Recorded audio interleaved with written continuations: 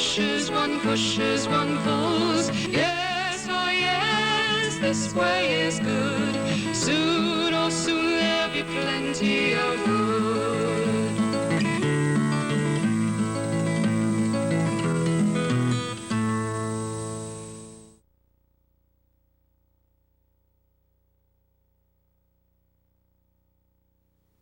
There is a change coming, I think, in the lives of girls and women.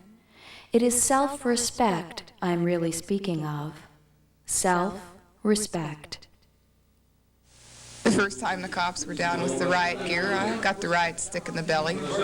Your ribs shake for about 2 weeks. Hurts to breathe for about 2 weeks. But you got to take your lumps. If you believe in something strong enough, they can beat you to the ground and you'll still get back up. And they can burn my house down and I'll still be out on that picket line the next morning.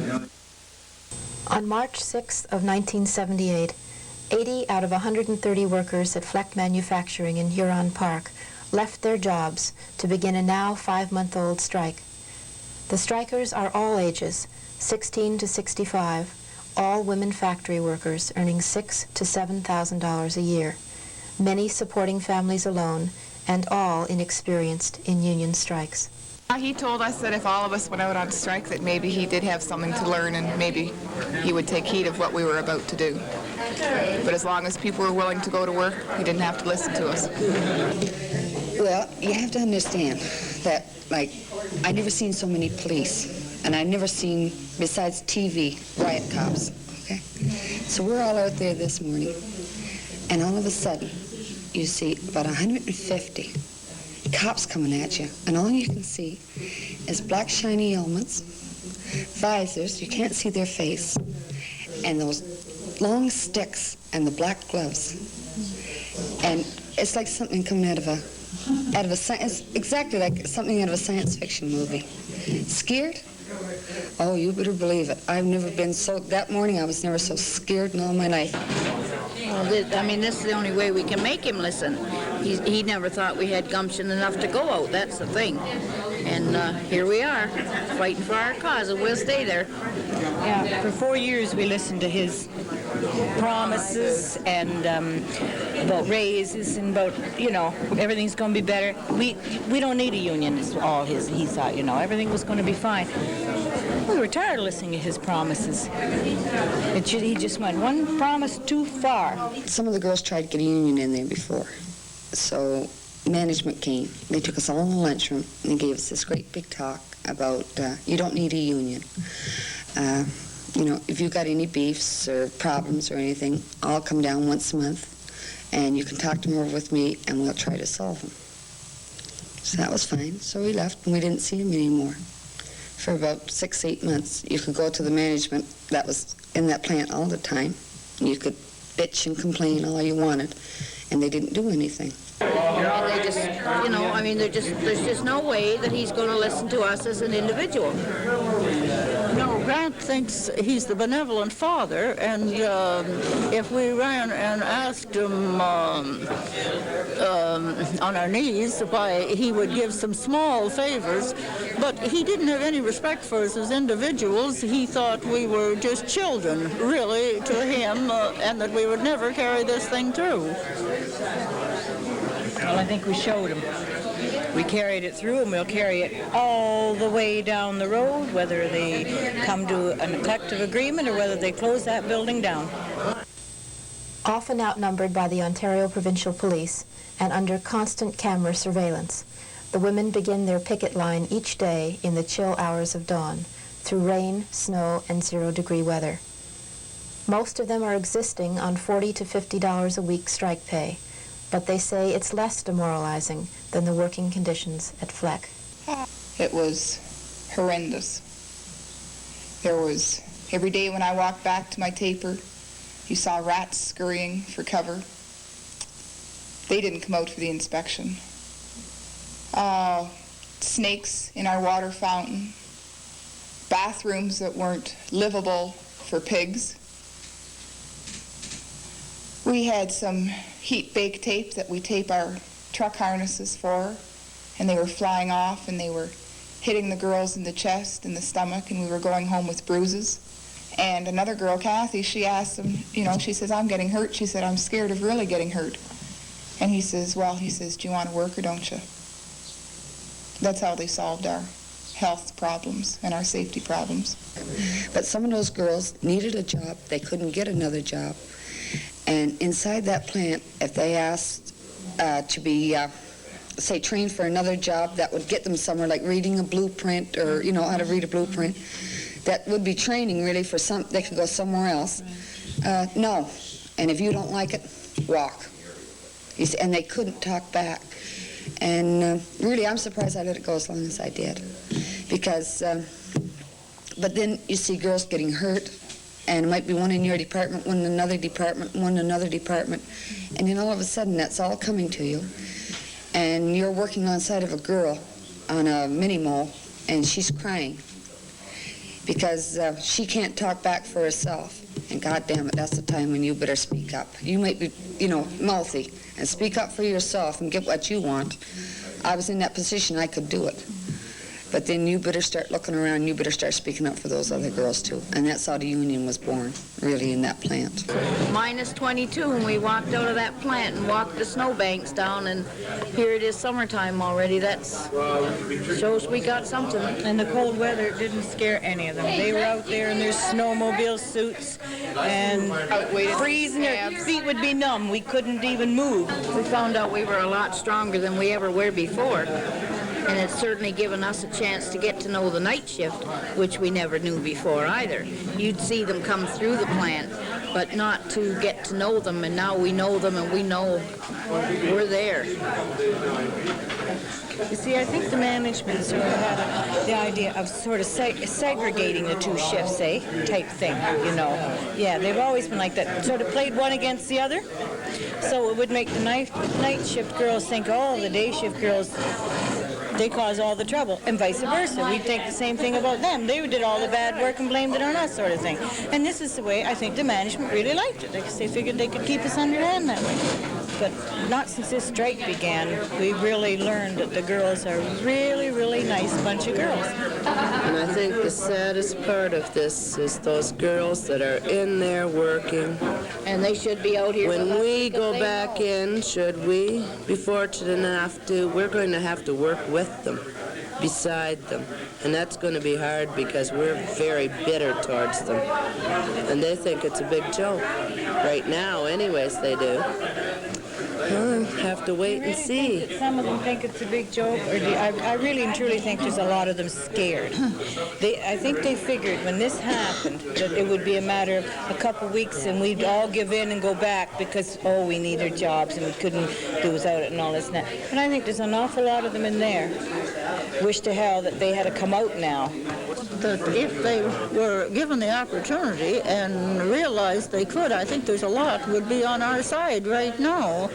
I know one intimated to me that she would, if she could afford it, she would be on our side, but I reminded her that there were a lot of girls on the picket line that had a lot less than she did and were making out very well with what they were getting. And everything that they're doing to us right now only keeps us that much closer together and that much more willing to fight. Some people say that over the last few months, the women have changed. When I first became involved with these people that work at Fleck, it was in September of 1977. They were very apprehensive about, first of all, what their rights were as working women, where they could go to air their problems. They had no one to talk to within the plant, and they got very little support. And from that point, they seemed to blossom, and they became, I guess you would say, aggressive. They also became aware of their own feelings, that they had been treated unjustly, and they were prepared to stand up and do something about this problem. These women were housewives who, on a daily basis, went to work, left after an 8-hour shift, and went home to their families. They're not now that. I'm sure that once these women are back into the plant, that the management will have a new type of animal now to contend with that they never had before. They are becoming more militant as the strike goes on. And I think that this is as a result of the police involvement. Many have called it a police overkill. In 90 days, over 1 million tax dollars have been spent, with as many as 523 OPP officers at the tiny industrial park in one day. The greatest financial show of Ontario provincial police power on a picket line in the history of Ontario. Violence has erupted on the picket line on a few occasions. Some victims have been male members of outside union locals who have come to support Local 1620. Other victims have been the women strikers themselves. So we kept our picket line going, we got it going back, and we kept it up.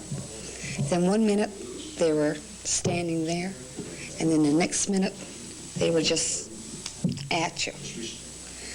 And 3 people went down in front of the bus, and some of the guys from Windsor had to pull them out of the way because the bus kept moving. And I was standing there, and I heard this woman scream, and I turned around, and I thought, my God, he's hit Barbie. And then the next minute, I got it right in, well, I guess between my breasts.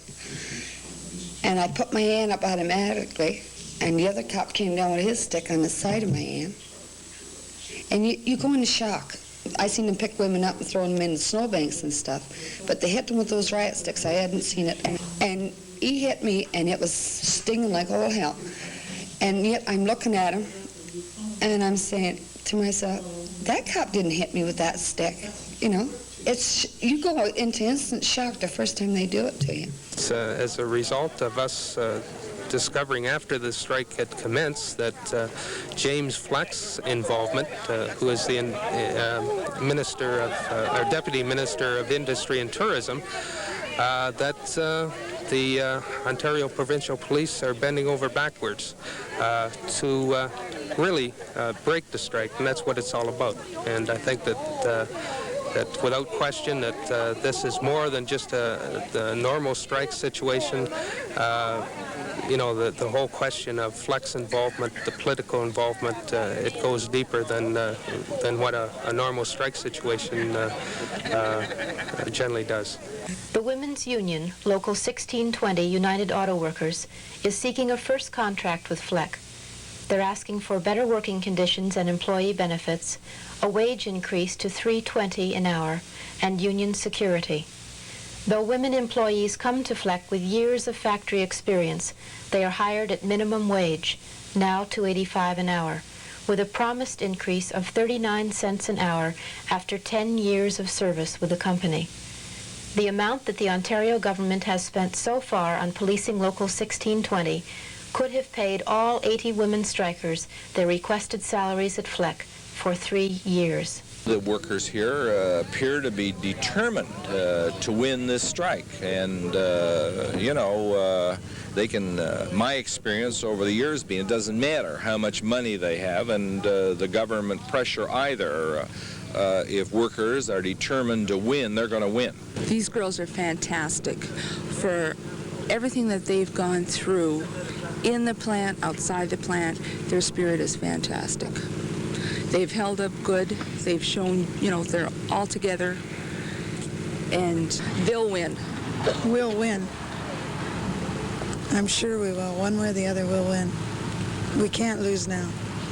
Well, I think it's just incredible to think that the girls have really hung tough. They're a courageous group. They believe in what they're fighting for, and I feel sure within myself that it will come to a positive conclusion for these people because of their commitment.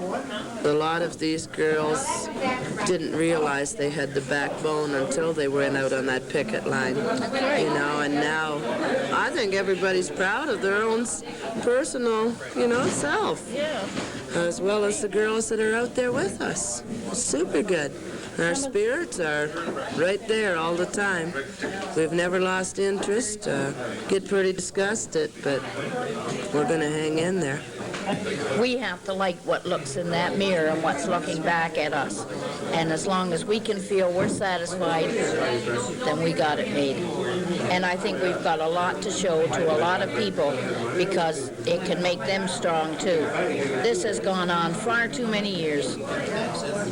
And we've got to think of the next generation that's coming up and do something for them. And hopefully they'll learn from us to stand on their feet and fight. I think, too, that we've learned that we have an importance as a human being and that we've got an integrity and a strength, and especially when we're together.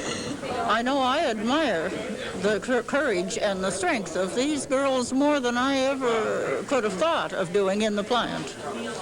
If anybody's having a problem, or the girls are right there to help them, or if there's a couple girls on the picket line and they see something suspicious around the plant, they go and they make a phone call. It isn't any length of time. Oh, the girls are all out there. They'll come out immediately. They're really, really good, really stick close together. I really think they do. We've learned the meaning of the word sisterhood, really and truly, since we came in here. Maybe we were just personal units before then, and now we're a force. We believe in our cause and in one another, and that, I think, is the most important thing that can be. We can show a lot of people a lot of things that can be done. This thing of fighting amongst themselves is no way. You've got to learn to stand together. And the sooner that people do that, the better. Because that's what it's all about. Two women on a two-woman saw. We'll build a fire and you'll be warm too. Sisters together, see what we can do. Love is the law as we see when we saw. Yes, oh yes, this way is good. Soon, oh soon there'll be plenty of food.